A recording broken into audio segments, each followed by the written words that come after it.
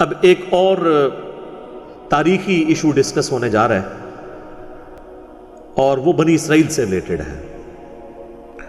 سورہ آل عمران کی آیت نمبر 93 کے اندر چونکہ نبی علیہ السلام نے دعوت لانچ کی تھی تو آئے دن جو یہودی ہیں وہ مسلمانوں کو تنگ کرنے کے لیے عجیب و غریب قسم کے سوالات اٹھاتے رہتے تھے.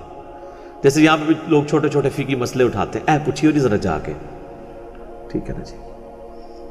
تو یہودیوں نے ایک ایشو اٹھایا.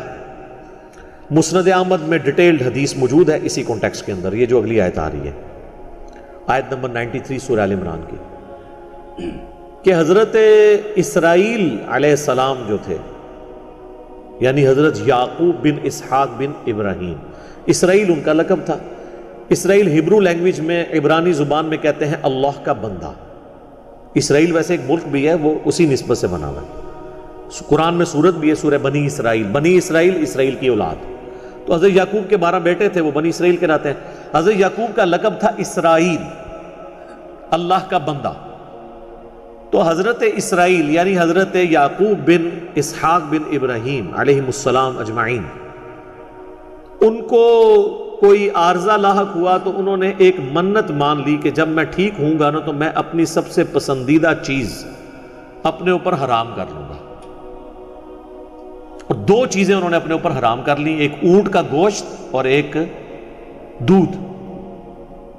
ویسے ہماری شریعت میں تو اللہ تعالیٰ نے اس چیز کو ناپسند فرمایا ہے. اب فائنل تو حکم یہی ہے. سورہ تحریم نہیں نازل ہوئی قرآن حکیم میں، پوری ڈیٹیل بخاری مسلم میں ہے، اور سورہ تحریم کا تو آغاز ہی سے اور اس کا نام ہی تحریم ہے. اے نبی، آپ نے اپنی بیویوں کی رضا جوئی کے لیے اپنے اوپر وہ چیز کیوں حرام کر لی ہے جو اللہ نے آپ کے لیے حلال کی تھی، یعنی شہد.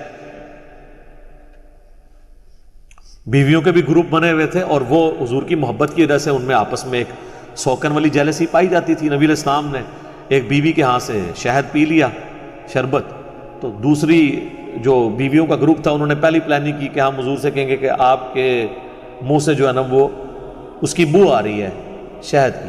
تو نبی علیہ السلام نے کہا کہ ٹھیک ہے، اگر تمہیں ایسا ہی لگتا ہے تو میں اندر سے نہیں پیوں گا، اپنے اوپر حرام کرتا ہوں. اور مقصد ان کا یہ تھا کہ وہ روزانہ وہاں سے شہد پی کے آتے تھے تو آپ وہاں زیادہ دیر نہ بیٹھے ہمارے پاس آئیں. لیکن سر اللہ کا تو کوئی رشتہ دار نہیں ہے نا، اللہ کا تو نبی بھی رشتہ دار نہیں ہے، نبی بھی اس کا بندہ ہے. ٹھیک ہے، ادھر تو لوگوں نے اللہ سے رشتہ داریاں بنائی ہیں جی، اولیاء اللہ نے. تو کہ مطلب اللہ تعالیٰ کا کوئی رشتہ دار ہے، اولیاء اللہ ہو گیا تھے، کام چوک کے رکھے نہیں. تو قرآن میں سورہ تحریم کا نام ہی سورہ تحریم، اور سٹارٹ اس سے ہوا ہے کہ اے نبی، آپ اپنی بیویوں کی رضا جوئی کے لیے اس چیز کو حرام کر رہے ہیں جو اللہ نے آپ کے لیے حلال کی ہے. تو نبی علیہ السلام نے پھر اپنی قسم توڑی، قسم کا کفارہ ادا کیا. تو ہماری شریعت میں تو یہ مسئلہ بہت سخت ہے. اس زمانے میں جواز کی حد تک تھا، اور بھی کئی کام تھے. 2 بہنوں سے اکٹھا نکاح ہو سکتا تھا. حضرت یعقوب علیہ السلام کی جو 2 بیویاں تھیں، جن میں سے ایک میں سے بنیامین اور یوسف تھے اور باقی 10 بیٹے دوسری بیوی میں سے، وہ آپس میں بہنیں تھیں دونوں. لیکن اب آپ 2 بہنوں کو ایک نکاح میں جمع نہیں کر سکتے. وہ قرآن میں سورہ النساء کے اندر آیت نازل ہو چکی ہے. بہرحال حضرت یعقوب نے جب یہ منت مان لی، اب وہ منت پوری کرنے لگے. اب انہوں نے تو منت پوری کی. حضرت یعقوب کے جو چاہنے والے تھے، وہ وقت گزرتا گیا تو انہوں نے یہ کہنا شروع کر دیا کہ اونٹ ہے ہی حرام، اونٹ کو حرام ڈکلیئر کر دیا. آج بھی آپ پاس جو اسٹیبلش تورات ہے نا ٹیمپرڈ فارم کے اندر، اس میں باقاعدہ یہ موجود ہے کہ بھی اونٹ کا گوشت حلال نہیں ہے. یہ چیز انہوں نے اسٹیبلش کر لی، حالانکہ جو اوریجنل تورات تھی اس میں یہ چیزیں موجود تھیں. ایون نبی علیہ السلام کے زمانے تک بھی جو تورات تھی نا اس میں یہ چیز موجود تھا کہ یہ حضرت یعقوب علیہ السلام کی ذاتی پسند ناپسند کا مسئلہ تھا، یہ حرام نہیں تھا. اب یہودی کیا کرتے تھے، مسلمانوں سے کہتے تھے تم تو اونٹ کو جائز سمجھتے ہو، ظاہر ہے بہیمۃ الانام ہے اور وہ مویشی ہے گھر میں پالے جانے والا، جس طرح کہ گائے ہے، بکری ہے، بھیڑ ہے، بھینس ہے اور اونٹ بھی. تو اگر تم کہتے ہو کہ ہم ابراہیمی دین پہ ہیں تو ابراہیمی دین کے اندر تو اونٹ حرام ہے، کیونکہ تم خود مانتے ہو کہ ابراہیم کے 2 بیٹے تھے، اسحاق اور اسماعیل. تو ہم بنی اسرائیل حضرت ابراہیم کی اولاد میں سے ہیں، ہم شریعت ابراہیمی کے اوپر ہیں. تو اگر یہ نبی ابراہیمی ہوتا تو اونٹ کو بھی حرام کرتا یہ. تو اللہ تعالیٰ نے پھر اس کا جواب دیا قرآن میں، کل الطعام کان حلا لبنی اسرائیل، ہر طرح کی جو حلال چیزیں کھانے کی ہیں نا وہ حلال ہی تھی بنی اسرائیل پر، الا ما حرم اسرائیل علی نفسی، سوائے ان چیزوں کے جو اسرائیل یعنی حضرت یعقوب نے خود اپنے اوپر حرام کر لی تھی، من قبل ان تنزل التوراۃ، تورات کے نازل ہونے سے پہلے۔ جب تورات نازل ہوئی نا تو پھر اللہ تعالیٰ نے کہا یہ حلال و حرام کا مسئلہ نہیں تھا، اونٹ حلال ہے، کسی نبی کی پسند ناپسند یا اس کی منت ماننے سے کوئی چیز حرام نہیں ہو جاتی۔ سر نبی کی مرضی سے اگر کوئی حلال و حرام کا فیصلہ نہیں ہوتا تو بزرگ بابے کیسے فیصلہ کریں گے؟ اس لیے ہم کہتے ہیں دین آسمانوں سے نازل ہوا ہے، اس زمین کی چیز ہی نہیں ہے، یعنی دین کتابوں میں ہے۔ یعنی کہ مرنے سے پہلے اے مسلمان کر لے اس پہ غور، کتابوں کا خدا اور ہے، بابوں کا خدا اور۔ تو پھر جواب دیا گیا کہ یہ تو انہوں نے خود حرام کیا تھا، جب تورات نازل ہوئی تو کتابیں کیوں آتی تھیں، پیغمبر کیوں آتے تھے؟ کہ پیغمبروں کے ماننے والے نے جو دین میں خرابیاں داخل کی ہیں وہ نیا پیغمبر آ کے وہ خرابیاں دور کرتا تھا اور پھر دین صاف ستھرا ہو جاتا تھا۔ اس لیے کتابیں بھی تبدیل ہوتی تھیں، انبیاء کی جو تعلیمات ہیں وہ بھی ٹیمپر ہو جایا کرتی تھی، کیونکہ ٹینشن نہیں ہوتی تھی نیا پیغمبر آ کے اس کو درست کر دے گا۔ لیکن ختم نبوت کا تقاضا یہ ہے کہ یہ کتاب تبدیل نہ ہو۔ یہ وجہ ہے کہ قرآن محفوظ ہے اور باقی کتابیں محفوظ نہیں ہیں۔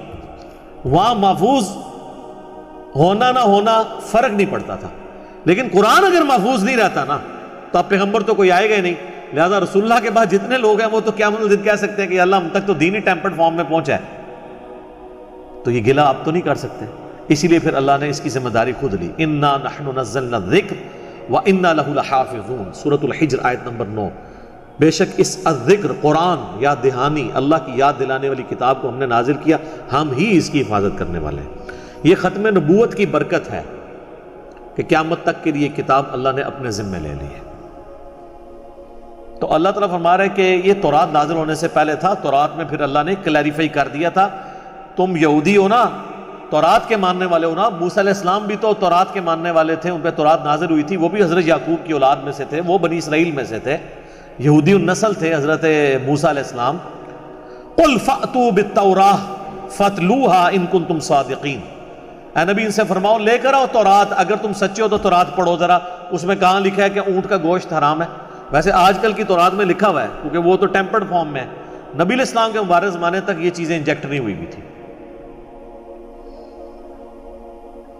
اور جہاں تک توحید کا معاملہ ہے نا، اللہ کے فضل سے آج بھی تورات انجیل میں کوئی ایک آیت بھی ایسی نہیں ہے جو توحید کے منافی ہو۔ پریکٹیکلی وہ سب کے سب لوگ توحید کے خلاف چل رہے ہیں، لیکن کتابیں ان کی ساتھ ہیں۔ جس طرح پریکٹیکلی قرآن میں ایاک نعبد و ایاک نستعین لکھا ہے، اس کے باوجود پریکٹیکلی بابوں کو پکارا جا رہا ہے۔ کتابیں نہیں اس کو مانتی کہ آپ نے بابوں کو پکارنا ہے، کتابیں یہی کہتی ہیں کہ اللہ کو پکارنا ہے، بلکہ بابوں کو پکارنے والے بھی نماز میں اللہ ہی کو پکارتے ہیں۔ وہی جو نماز کے اندر عقیدہ ہے وہی باہر نکل کے بھی رکھو نا۔ تو اگر تم سچے ہو تو لاؤ تورات، اس میں پڑھو۔ پھر اللہ تعالیٰ نے اس پہ گاڑا فتویٰ لگایا، فَمَنِ افْتَرَىٰ عَلَى اللَّهِ الْكَذِبَ مِن بَعْدِ ذَلِكَ فَأُولَٰئِكَ هُمُ الظَّالِمُونَ۔ اب جو کوئی اس کے باوجود اللہ پر بہتان لگاتا ہے تو ایسے لوگ ہیں ظالم۔ جزاک اللہ، جزاک اللہ، جزاک اللہ، جزاک